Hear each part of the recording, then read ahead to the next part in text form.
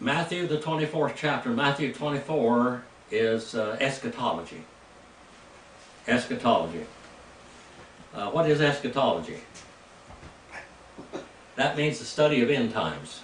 That means the end times. What's going to happen over here? And Matthew 24 is talking about that. Now, Jesus has been to the ringer with the Pharisees, the scribes, the Levites, the priest, the high priest, the Herodians, the Sicarii. All of these political groups around here were at him. Enemies make strange bedfellows. Enemies make strange bedfellows.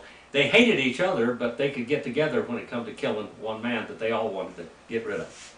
And that's why they were getting along at all.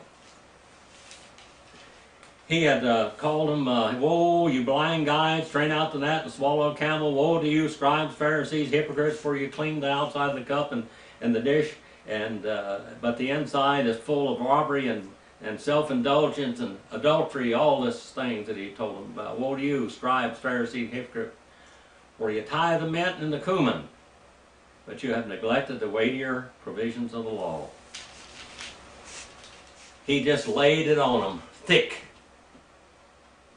hard and heavy, telling the truth. He said, O Jerusalem, who kills the prophets and stones those who are sent to you, how often I would have gathered your children together the way a mother hen gathers her chicks under your wings, but you would not come. Behold, your house is being left to you desolate.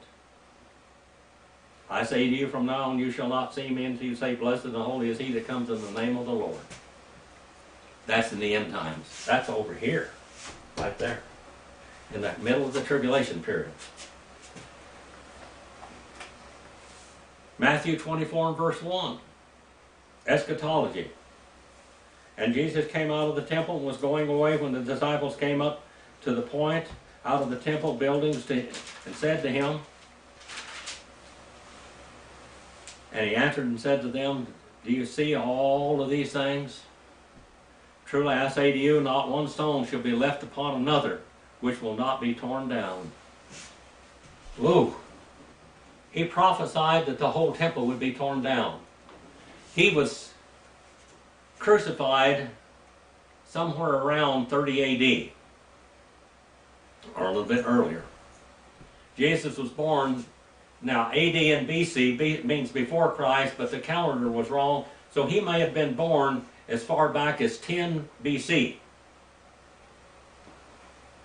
Herod died about 5 B.C., the one tried to kill him, so he had to be born before that, because he had gone down to Egypt. Now, all of these political parties were gathered together to kill him, as simple as that. They wanted to get rid of him. The Jews said, he's going to take our religion away from us. The Jews had come to think that the Mishnah and the Talmud were more powerful than the Word of God, and that they were even more relevant to Israel that day than Moses was. And they were not going to relinquish their authority to even the king, a Messiah king of Israel. They would not do it.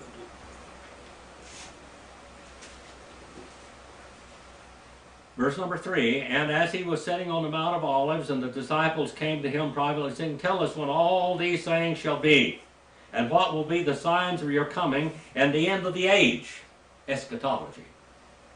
And Jesus answered and said to them, see to it that no one misleads you. For many will come in my name, saying, I am Christ, and will mislead many. And you'll be hearing of wars and rumors of wars. See that you are not frightened, for these things must take place, but that is not yet the end. For nation will rise up against nation, kingdom against kingdom, and in various places there will be famines and earthquakes. But all these things are merely the beginning of birth pangs. We're going to quit right there at verse number 8. And he said, many will come in my name, or saying they are the Christ. Now, I did this message, something like this, about 7 years ago here in Fish Lake Valley. Marilyn, do you remember when I preached false Messianic claimants? Were you here? I'm not sure about I don't it. think she was. I think I was by myself, preaching to the wall. But I did it. And I wrote this all out back then, but I tried to print it again now, and my printer was a little light in some places, so I may have trouble reading some of this. So bear with me. False Jewish Messianic claimants. Jesus was not the only Messiah, so-called. Jesus was the Messiah, the real Messiah. He was the real King of Israel. He was the real seed of the woman. But many came before him, and a whole lot more came after him. Judas of Galilee. And remember, when they asked, Herod thought maybe this guy was Judas of Galilee. Now, this happened. Judas of Galilee was about 6 A.D. Judas led a violent resistance to the census imposed on Roman tax purposes by Quirinius in the Judean province about 6 A.D. The revolt was crushed brutally by the Romans. Menahem ben Judah, the son of the grandson of Judas of Galilee, was a leader of the Sicarii. We had 3 people supposed to go to the cross that were all Sicarii. The 2 people that were crucified with Jesus, and of course, what was the other guy's name? Huh? Barabbas. Barabbas, son of the Father. He was one of the leaders of the Sicarii. Now Jesus, they demanded that Pontius Pilate turn this murderer loose instead of Jesus. And this murderer caused the whole nation of Israel to be brought down with his cohorts. Menahem ben Judah, the son and grandson of Judas of Galilee, was a leader of the Sicarii means dagger men. They're the ones, many people believe, that founded the island of Sicily. The Jewish mafia. I had one of my friends, Dale was his name, that claimed absolutely all the way back to the Sicarii. This was his family. They were all mafioso. And you ask many Italians, and they say the Sicilians are not Italians. They're Jewish. They are from Palestine. And they left there after the Masada. Some of them got away. The Sicarii, when the war broke out, he armed his followers with weapons and captured Masada and besieged the Antonia fortress in Jerusalem, and overpowering the troops of Agrippa II in Judea, forcing the Roman garrison to retreat. Emboldened by his success, he behaved as an insufferable tyrant, thereby arousing the enmity of Eleazar, the temple captain, de facto a rival of the Zealot leader. Remember, the Zealots had actually captured one of the high priests and demanded ransom for him. They raped the women when they went into the villages, the Jewish villages, and demanded money to carry on their wonderful patriotic campaign.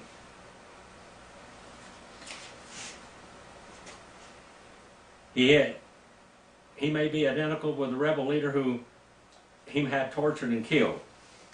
He may be identical with the Menahem ben Hezekiah mentioned in the Talmud and the Sanhedrin, and called the Comforter that should come and relieve. The Comforter. The Comforter we know is the Holy Spirit.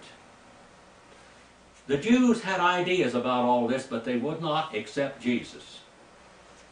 Now let's go on a little bit further. There was a guy named Theudas in 46 A.D., a Jewish rebel of the 1st century. At some point between 44 and 46 B.C., Theudas led his followers in a short revolt. Some writers are of the opinion that he may have said that he was the Messiah. Vespasian, according to Flavius Josephus, John of Giscala, after 70 A.D., was the leader of the Jewish revolt against the Romans in the First Jewish-Roman War and played part in the destruction of Jerusalem itself in A.D. 70. You see, they would not accept Jesus. Jesus could have given them the millennial reign. But Jesus said here, many will come in my name saying, I am the Christ, and will mislead many.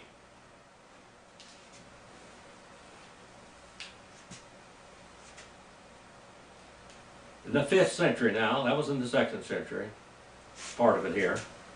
Simon Bar Kokhba, also Bar Kokhba, died in 135 AD. With the destruction of the temple in Jerusalem, the appearance of Messiah ceased for a while. 60 years later, a political Messianic movement of a large proportion took place, and the leader of the revolt, Simon Bar Kokhba, against Rome, was hailed as a Messiah king by Rabbi Akiva, who referred to him as Numbers 24:17, there shall come forth a star out of Jacob, and a scepter shall rise out of Israel. That's Jesus. They're using all these prophecies to purport their false messiahs. And he shall smite the corners of Moab, and at Haggai 2:21 and 22, and I will shake the heavens and the earth, and I will overthrow the thrones of the kingdoms. The Talmud, Tractate Sanhedrin 97b. Although some doubted his messianicship, he seemed to have carried the nation with him for his own undertaking after stirring up a war in 133 through 135 AD that taxed the power of Rome. He at last met his death on the walls of Bethar. He founded a short-lived Jewish state before his messianic movement ended in defeat in the Second Jewish-Roman War, causing misery for the survivors. Every time they went the wrong way, Jesus would have he would have taken over the world. He offered Israel the kingdom, people. He proved that he was Messiah. He proved it. But they wouldn't have it because they would have to turn the reins of the kingdom, the administration of the kingdom, over to him. They weren't about to. And Lucas, in 150 AD, was the leader of Jewish rebels during the Kittos War. Now in the 5th century, Moses of Crete. The unsuccessful issue of Bar Kokhba War put an end to this for centuries to the Messianic movements, but the Messianic hopes were nonetheless cherished. They wouldn't accept the real one, but they wanted a false Messiah. In accordance with the computation found in the Talmud, the mission of the Talmud, all of that, not the Bible, but the Talmud, their writings, interpreting the Bible. Remember, they had more weight in the Talmud and Mishnah than they had in the real scriptures. Jesus said, you nullify the scriptures with your traditions, and this was the traditions. In accordance with a computation found in the Talmud, the Messiah was expected in 440 A.D. in the Sanhedrin 97b and 471, and the Abu Sarah 9b. This expectation, in connection with the disturbances in the Roman Empire, attendant upon invasions, may have raised up the Messiah who appeared about this time in Crete, the island of Crete, who won over the Jewish population to his movement. He called himself Moses, Moshe. Moshe means to rescue and deliver. And promised to lead the people like the ancient Moses, dry shod through the sea back to Israel. The sea is the Mediterranean Sea. They're going to walk dry shod through the Mediterranean Sea. And they believed it. Jesus proved he was Messiah, and they wouldn't believe him. In about 440 to 470 AD, his followers, convinced by him, left their possession and waited for the promised day when at his command they cast themselves into the sea to return to Israel. Some finding death, drowned. Others being rescued. The false Messiah himself disappeared. Socrates of Constantinople states that Moses of Crete fled, while the Chronicle of John of Nikai, claims that he perished in the sea, while he called himself Moses. The Chronicle gives his actual name as Fiscus. Now in the 7th century, they hadn't given up yet. Now the devil's always at hand, isn't he? He's always at hand. The Kuzikan Chronicle records an otherwise unknown Messianic claimant who arose alongside the Muslim conquest of Khuzestan. This Messiah led the Jews to destroying numerous Christian churches in Iraq. They went and destroyed Christian churches. That's what they did in Paul's day, wasn't it? Iraq and Iran. The pseudo-messiahs followed and played their roles in the Orient, were at the same time religious reformers whose work influenced Carusian, appearing in the first part of the 8th century in Persia. Now this is a long name. Ishak bin Yalab Obadiah Abu Leseth, and a few other names, lived in the reign of Marwan II, 745 to 750 AD, and known as Abu Isa. Abu Isa. Isa means Jesus in Arabic. He claimed to be the last of the 5 forerunners of the Messiah that God had appointed him to free Israel. Having gathered a large number of followers, he rebelled against the Caliph in Persia. But he was defeated and slain at Ra. His followers claimed that he was inspired and urged proof the fact that he wrote books, although he was ignorant of reading and writing. That sounds like the Muhammad's bunch, doesn't it? He couldn't write, couldn't read, but he quoted and wrote books. He founded the first sect that arose in Judaism after the destruction of the temple, the Isawiyah. And then we have Yad Khan, called Al-Ra'eh, the shepherd of the flock of his people. Al-Ra'eh, now that basically is Arabic. El is God, Ra'eh is shepherd or one who watches over. Al-Ra'eh, the shepherd of the flock of his people, who lived and taught in Persia in the first half of the 8th century. He was a disciple of Abu Isa, who continued the faith after Isa was slain. He declared himself to be a prophet.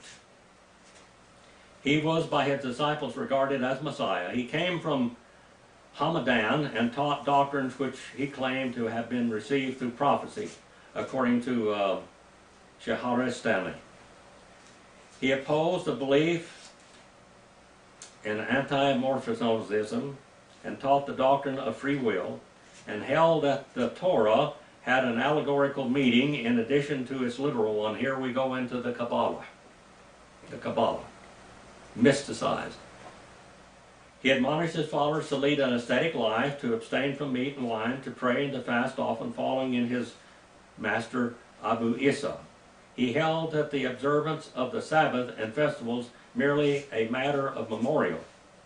After his death, his followers formed a sect, Yadu Hanites, who believed that their Messiah had not died but would return. The devil's involved with a lot of this, isn't he? He's busy, huh? The devil's busy.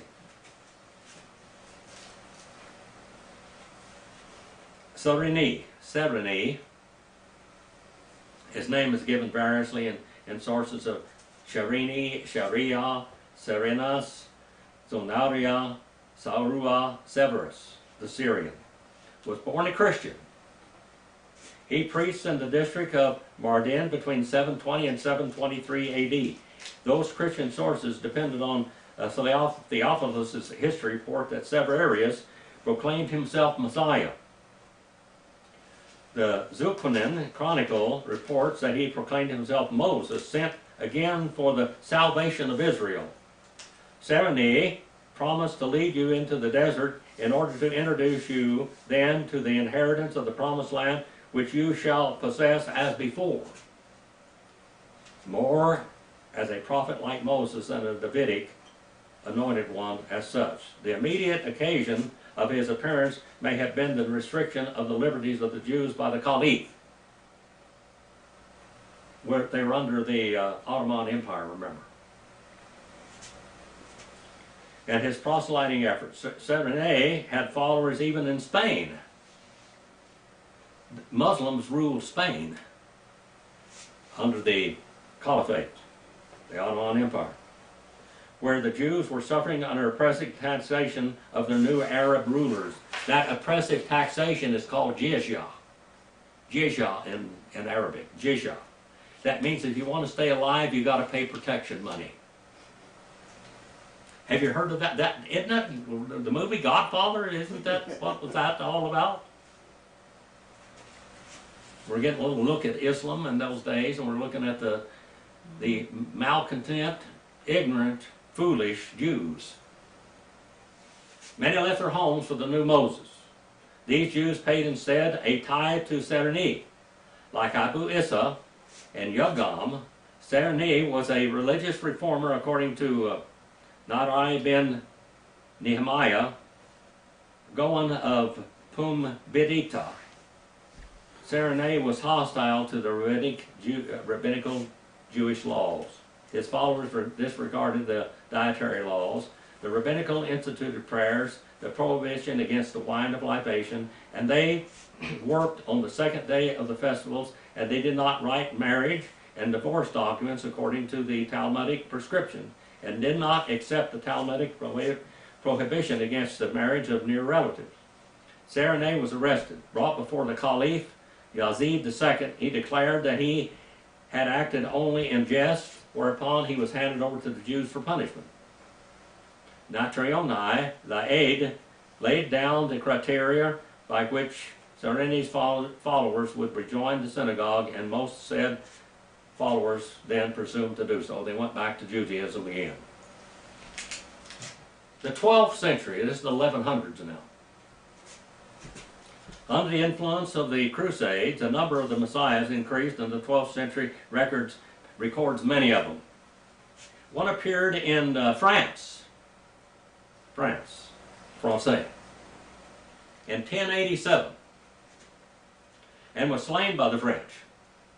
Another appeared in the province of Cordoba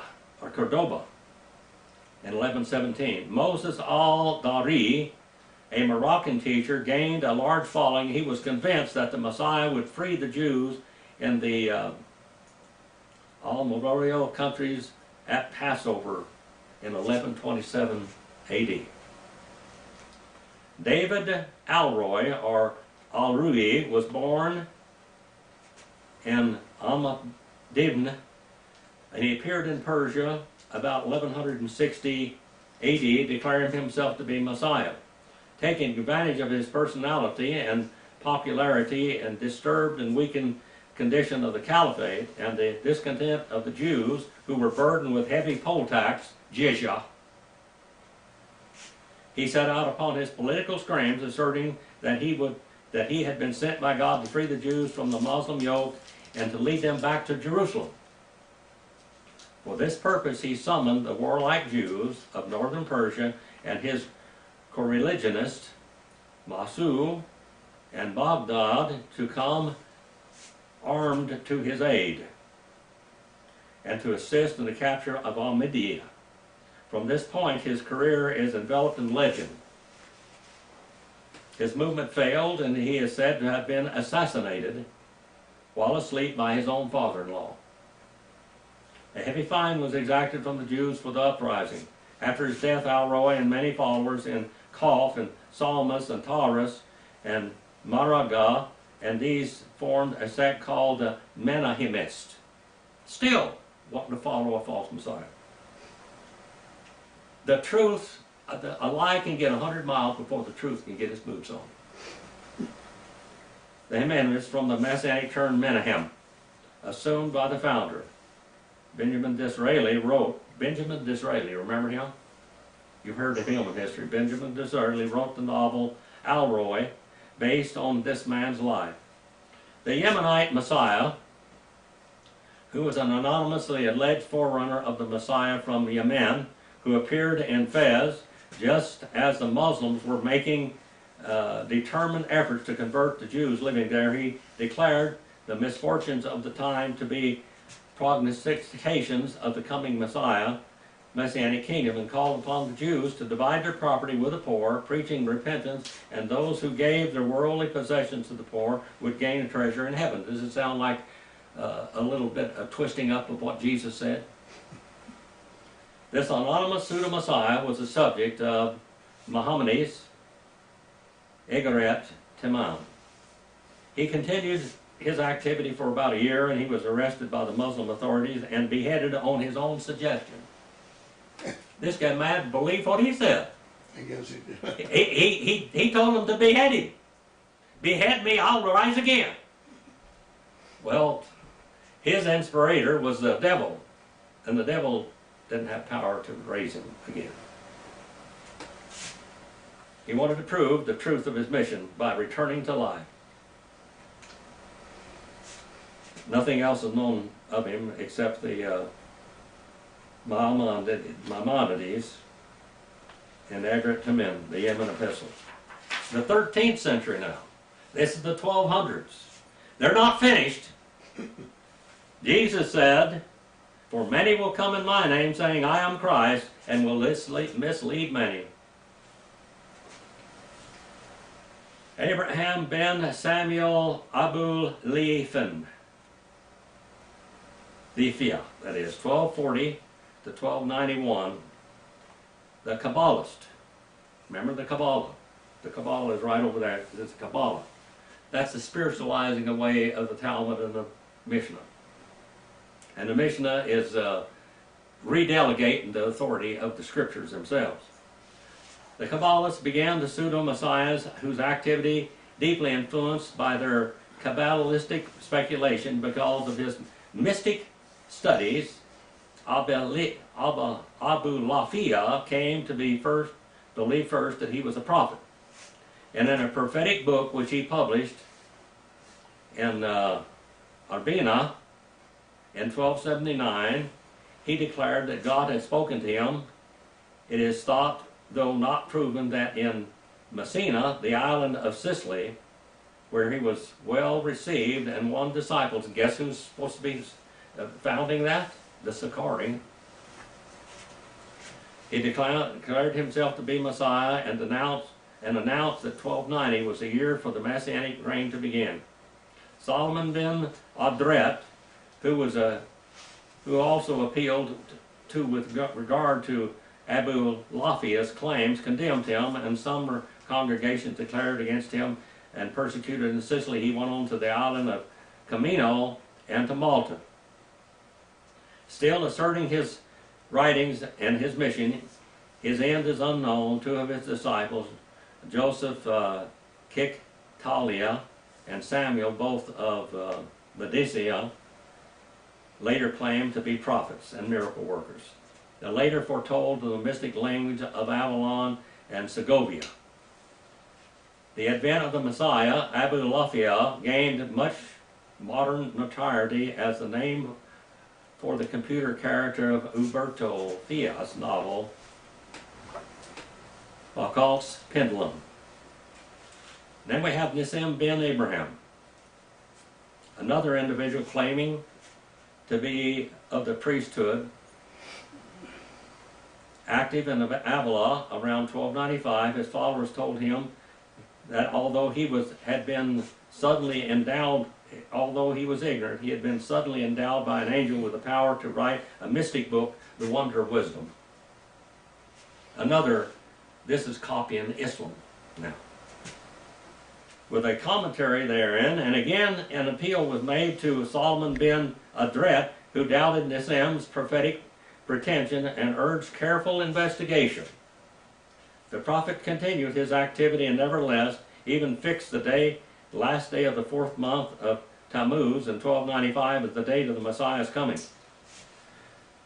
The credulous prepared for the event with fasting and almsgiving and came together in the appointed day. Instead of finding the Messiah, some saw on their garments little crosses, perhaps pinned on by unbelievers to ridicule the movement. In their disappointment, some of the Nassim's followers went over to Christianity. That was a pretty good choice. In the 15th century now, this is 1400, this is Leonardo da Vinci's time, right during this time now.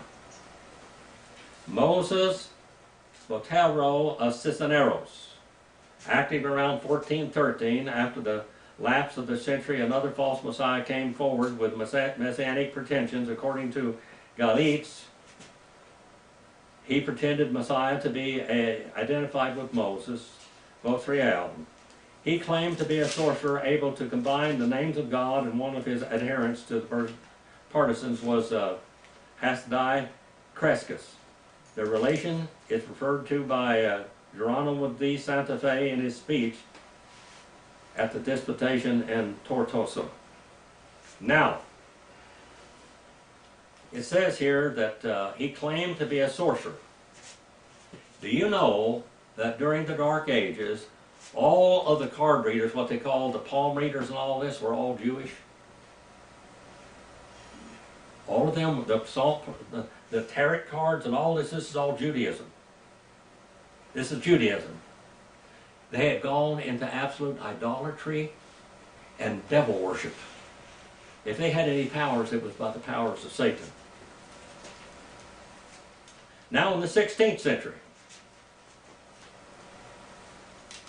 Asher Lamelin, Asher K.K.E., a German, proclaimed himself a forerunner of the Messiah, appeared in Istria near Venice in 1502 and announced that if the Jews would be penitent and practice charity, the Messiah would come within a half a year, and a pillar of cloud of smoke would precede the Jews on the return to Jerusalem.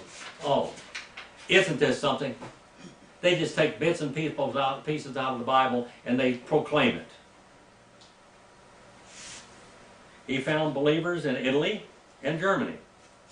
Even among the Christians, in obedience to his preaching, people fasted, prayed, and gave alms to prepare for the coming Messiah, so that the year to be known as the year of penitence. However, the Messiah either died or disappeared. Isaac Luria, Haim Vital, 1534 and 1573 and 1543 to 1620. Together they were apparently able to conjure up the spirits of deceased rabbis. Now, if they're communicating with the dead, it is through the fallen spirits and demon spirits of Gabriel. All this time, the Talmud, the Kabbalah, the Mishnah were ascribed to not the Bible. And all of this, the tarot card readings, the palm readings, and all this is all Jewish now. They were apparently able to conjure up the spirits of the deceased rabbis. One of the spirits they spoke to convinced them that he was Messiah and that he would come soon. Isaac Luria, 1534 to 1572, was the foremost rabbi and Jewish mystic in the community of Safed in Galilee, under the control of the Ottoman Empire, along with the rest of Israel. He is considered the father of the contemporary Kabbalah. Luria understood that he was the suffering servant, Isaiah 53. There was one suffering servant, and that's the one that suffered on the cross of Calvary, and that's Jesus. The suffering servant who was, in his own view, the forerunner of the Messiah of David.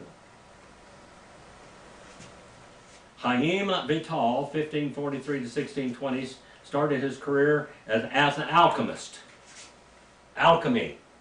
These are the dark secret arts. The dark secret art. This is voodoo, so to speak. Voodoo. Many of your healing houses and stuff today, they don't care. You can go into a East Indian, you can go into a Buddhist healing house, you can go in anything, and some of these Christians are saying, oh, it's wonderful. It's right straight out of hell, people. This is where it comes from.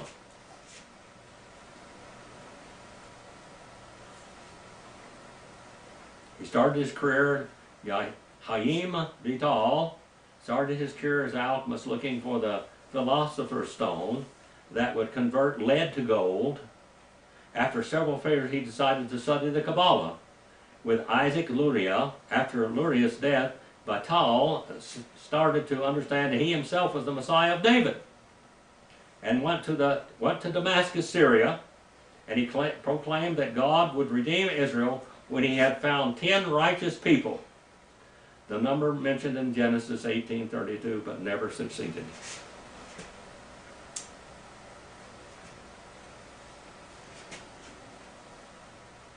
David Rubini, 1490-1541. Solomon Maliko, 1500 to 1532, adventurers who traveled to Portugal, Italy, and Turkey.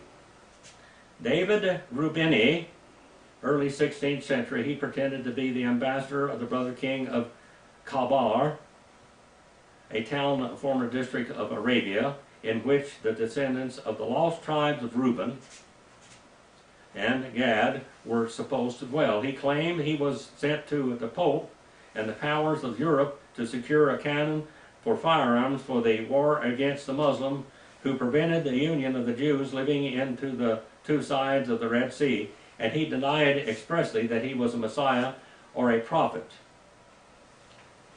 Knesset Yisrael, claiming that he was merely a warrior.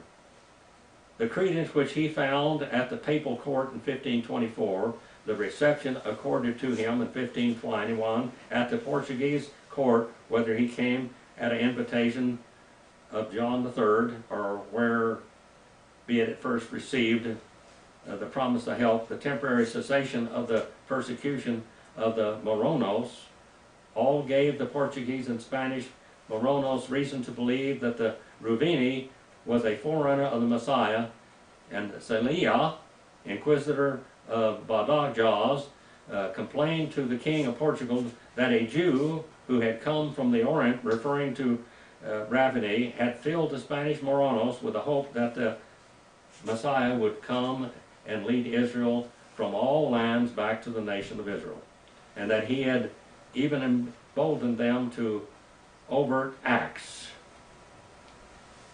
David Ravini and Solomon Maliko were arrested on the orders of Charles V, Holy Roman Emperor, and the King of Spain. He was taken to Latura in Italy, where being baptized a Catholic, he was convicted of being a heretic and burned at the stake in November 1532. A spirit of expectancy was aroused by Ravini's stay in Portugal, in Varela and de Buc, close to Pueblo de Alcosor.